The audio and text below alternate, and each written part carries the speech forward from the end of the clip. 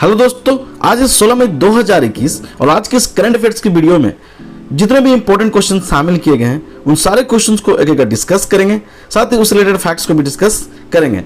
आप इस वीडियो का पीडीएफ डिस्क्रिप्शन बॉक्स में दिए गए लिंक से जाकर आप डाउनलोड कर सकते हैं या टेलीग्राम पर जाकर इस वीडियो का पीडीएफ डाउनलोड कर सकते हैं। वहां पे आपको पुराने वीडियो के पीडीएफ भी एक साथ मिल जाएंगे। तो इस वीडियो को आप अंत तक ध्यान से देखिए। किस संगठन ने टुगेदर फॉर इंडिया पहल की शुरुआत की है? टुगेदर फॉर इंडिया, WHO ने टुगेदर फॉर इंडिया पहल की शुरुआत की है। और दोस्तों, ये टुगेदर फॉर इंडिया पहल क्या है? तो हाल ही में WHO ने यानी कि विश्व स्वास्थ्य संगठन ने महामारी के विरुद्ध भारत की लड़ाई में सहायता करने के लिए धन जुटाने हेतु टुगेदर फॉर इंडिया पहल की शुरुआत की है। दोस्तों, इस पहल का उद्देश्य कोविड-19 महामारी के खिलाफ भारत की लड़ाई का समर्थन करके धन जुटाना है। दोस्तों, इसमें WHO भारत को ऑक्सीजन, दवाएं और व्यक्तिगत सुरक्षा उपकरण प्रदान करने में सहायता करेगा। अब यहाँ पर बात आती है विश्व स्वास्थ्य संगठन यानी कि WHO की। तो विश्व स्वास्थ्य संगठन की स्थापना 7 अप्रैल 1948 को हुई थी। दोस्तों, आपको 7 अप्रैल से याद होगा कि विश्व स्वास्थ्य दिवस भी इसी तिथि को मनाया जाता है, यानी कि 7 अप्रैल को मनाया जाता है। और इस बार विश्व स्वास्थ्य दिवस की जो थीम थी वो निष्पक्ष तथा स्वस्थ समाज थी। WHO का मुख्यालय जिनेवा में है और इसके अध्यक्ष टेड्रोस एडनम है। इसके द्वारा कुछ प्रमुख प्रकाशित रिपोर्ट हैं: the world health report, world health static report, international travel and health report, international health regulation, the international classification of diseases, international pharmacopoeia. बात करते हैं अन्य ऑप्शंस की। तो यूनिसेफ की बात करते हैं। तो यूनिसेफ की स्थापना 11 दिसंबर 1946 को हुई थी, जबकि WEF यानी कि वर्ल्ड इकोनॉमिक फोरम, इसकी स्थापना 1971 में हुई थी।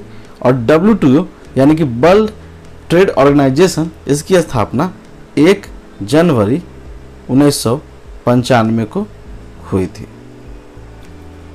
नेक्स्ट, हाल ही में वैश्विक प्रेषण पर डेटा किस संगठन के द्वारा जारी किया गया है? वैश्विक प्रेषण पर डेटा विश्व व्यापार संगठन WTO। दोस्तों, विश्व व्यापार संगठन ने वैश्विक प्रेषण पर डेटा जारी किया है। तो इस क्वेश्चन का आंसर हो गया ऑप्शन ए, विश्व व्यापार संगठन। ये वैश्विक प्रेषण क्या होता है?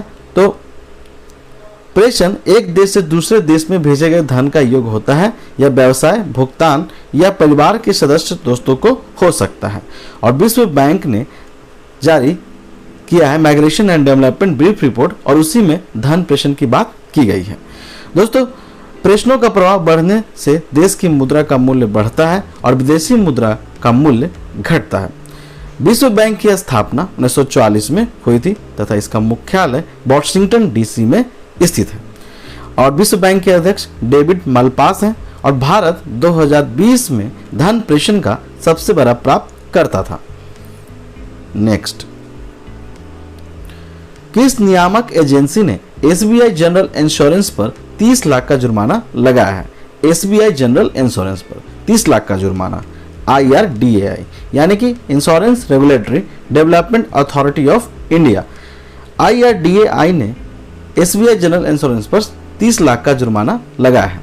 दोस्तों, हाल ही में IRDAI ने 2018-19 के लिए संबंधित IRDAI विनियमों में निर्दिष्ट थर्ड पार्टी मोटर बीमा नियमों का पालन करने में विफल रहने के कारण SBI जनरल इंश्योरेंस कंपनी पर 30 लाख का जुर्माना लगाया है।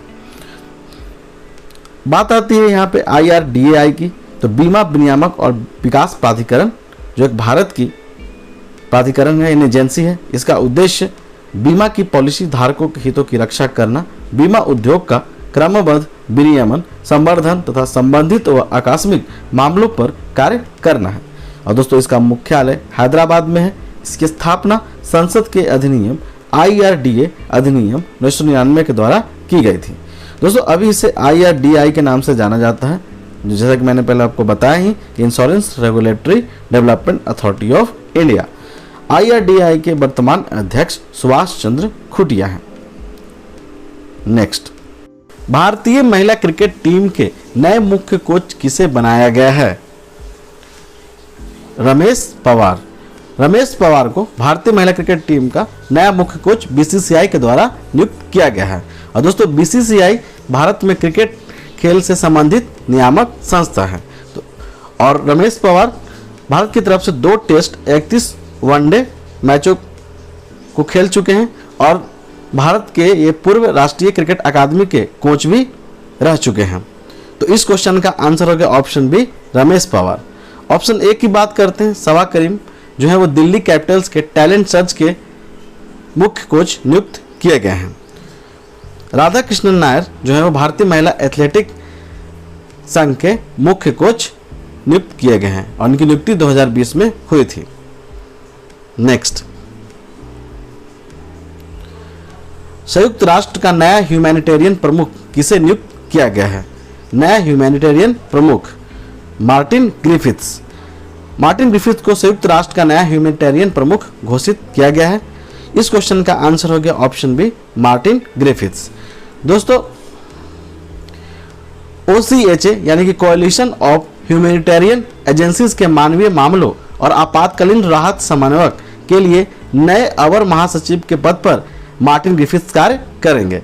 और मानवीय मामलों के समन्वय के लिए संयुक्त राष्ट्र कार्यालय का उद्देश्य कठिन आपात स्थितियों और प्राकृतिक आपदाओं के लिए अंतर्राष्ट्रीय प्रतिक्रिया को मजबूत करना है।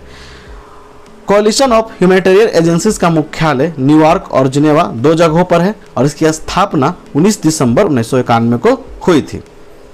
नेक्स्ट, नई पश्चिम बंगाल विधानसभा में विपक्ष के नेता कौन बने हैं? बंगाल विधानसभा में विपक्ष के नेता शुभेंदु अधिकारी। शुभेंदु अधिकारी नई पश्चिम बंगाल विधानसभा में विपक्ष के नेता बने हैं। तो इस क्वेश्चन का आंसर हो गया ऑप्शन सी, शुभेंदु अधिकारी। जैसा कि आपको याद होगा कि हाल ही में बंगाल विधानसभा चुनाव में तृणमूल कांग्रेस को जीत मिली थी और बीजेपी को 77 सीटों के साथ संतोष करना पड़ा था। और बीजेपी के ही शुभेंदु अधिकारी जो कि पहले तृणमूल कांग्रेस में थे, उन्होंने ममता बनर्जी को नंदीग्राम सीट से हराया था। अब ये जो हैं वो बंगाल विधानसभा में विपक्ष के नेता चुने गए हैं। नेक्स्ट, किस राज्य ने मेरा गांव कोरोना मुक्त गांव अभियान की शुरुआत की है? कौन सा अभियान? तो मेरा गांव कोरोना मुक्त गांव अभियान। गुजरात। हाल ही में गुजरात सरकार ने कोविड-19 के खिलाफ मेरा गांव कोरोना मुक्त गांव अभियान की शुरुआत की है। तो इस क्वेश्चन का आंसर हो गया ऑप्शन बी, गुजरात।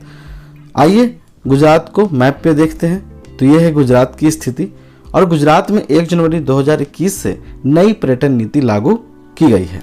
भारत की पहली लिथियम रिफाइनरी गुजरात में स्थापित की जाएगी। सूर्योदय योजना को गुजरात में ही शुरू किया गया है।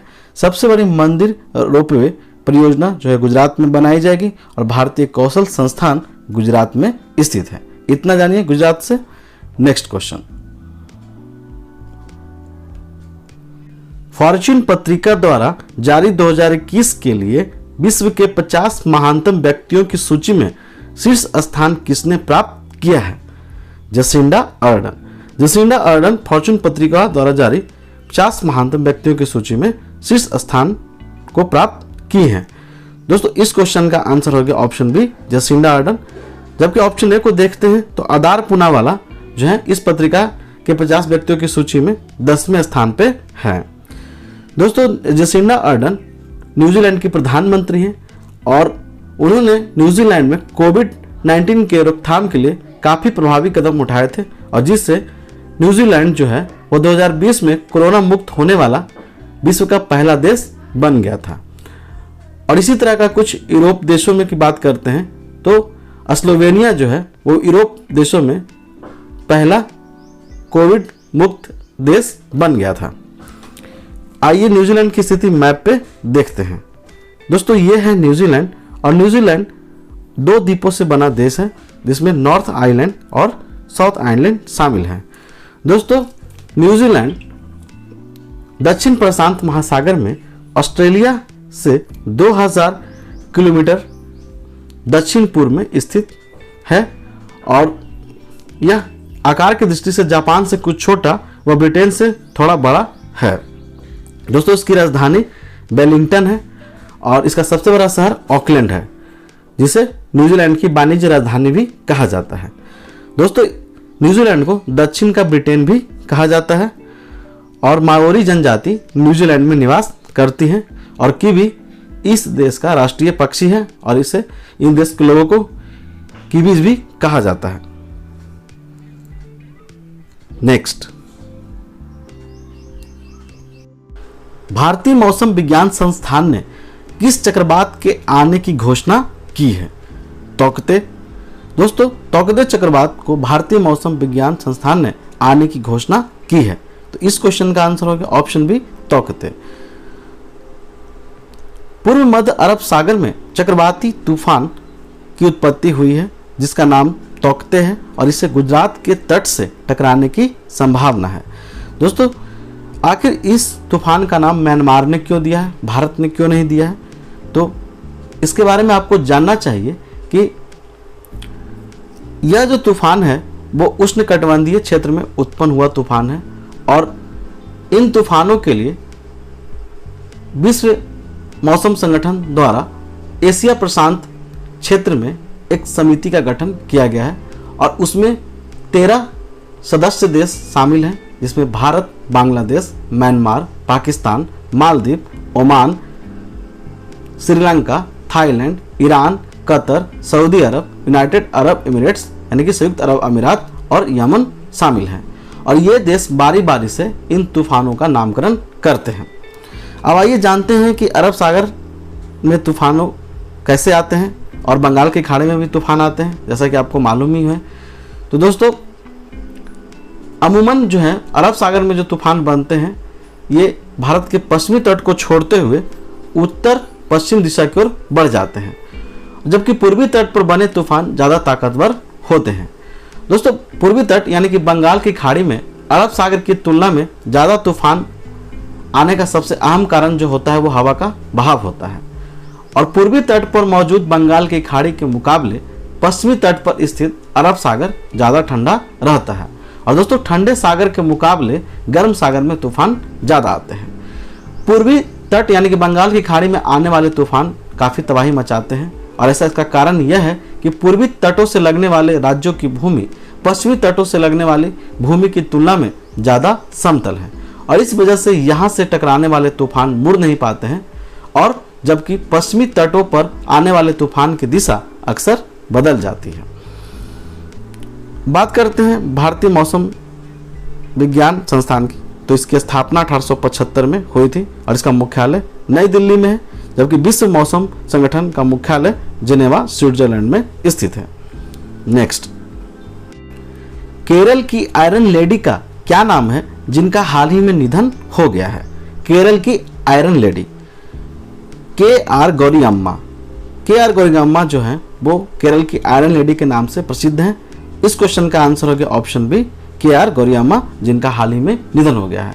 दोस्तों के.आर. गौरियम्मा को केरल की आयरन लेडी के रूप में जाना जाता था। वह केरल के प्रथम मंत्रिमंडल की अकेली महिला सदस्य थी और 1957 में दुनिया की पहली लोकतांत्रिक रूप से चुनी गई कम्युनिस्ट सरकार के मंत्रिमंडल की सदस्य भी थी और उन्होंने राजस्व मंत्री के रूप में कार्य किया था और केरल में सामंतवाद की शुरुआत करने वाले ऐतिहासिक भूमि सुधार विधेयकों के क्रियान्वयन की देखरेख भी की थी।